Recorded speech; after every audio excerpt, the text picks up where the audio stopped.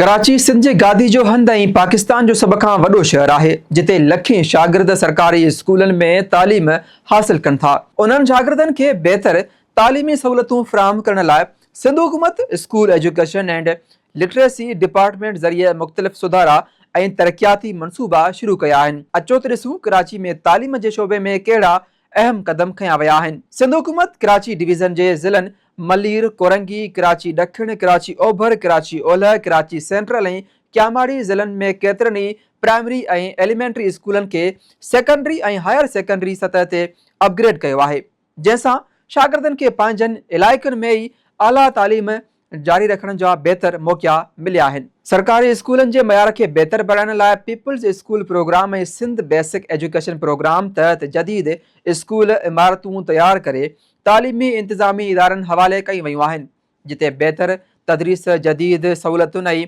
मुनज़्ज़म इंतिज़ाम ते ध्यानु ॾिनो वञे थो। स्कूल जी रोज़मर्रा ज़रूरतुनि खे तेज़ीअ सां पूरो करण लाइ स्कूल स्पेसिफिक बजेट मुतारिफ़ कराई वई आहे, जंहिंसां हेड मास्तरनि खे सिधो माली इख्तियार मिलिया आहिनि त जीअं हू बिना देरि स्कूल जा ज़रूरी मसइला हल करे सघनि। तालीमी निज़ाम खे जदीद बणाइण लाइ उस्तादनि जी हाज़िरी लाइ चहिरे जी सुञाणप वारो निज़ाम मुतारिफ़ करायो वियो आहे, जंहिंसां हाज़िरी जो अमल वधीक शफ़ाफ़ ऐं मुनज़्ज़म बणायो वियो।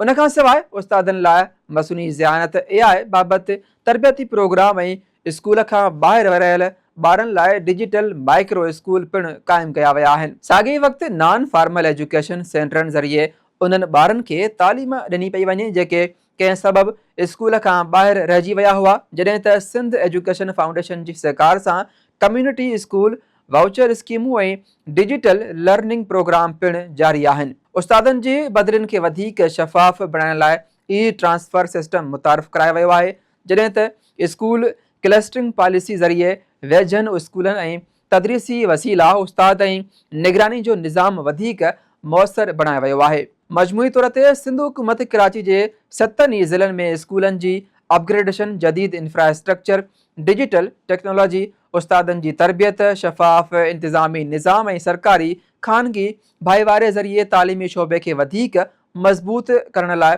मुख़्तलिफ़ क़दम खयां आहिनि। उन्हनि क़दमनि जो मक़सदु कराची जे हर ॿार ताईं मयारी तालीम पहुचाइण ऐं शहर जे तालीमी मुस्तक़बिल खे वधीक रोशन बणाइणु आहे।